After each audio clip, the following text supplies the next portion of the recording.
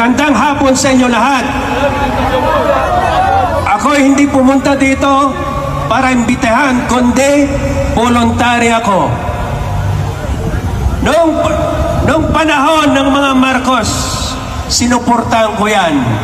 Pero yung pagpagawa niya ngayon, nakabulustukan, kasinungalingan, si Marcos na bangag. Walang hiya yan. Si Marcos, tinulungan ko yan. From Region 1, Region 2 at 3. Putang ina mo, Marcos. Walang hiya ka. Ukininam, Marcos. Tarantado ka ba? Ukininam. Walang hiya ka. Sinungaling ka. Akala ko ikaw ang pag-asa ng bayan. Ikaw palang papatay sa bayan. Tama! Walang hiya. Kaya sa 2028, pagkaisan natin ay bangon muli ang Duterte. Si Sara ang presidente natin.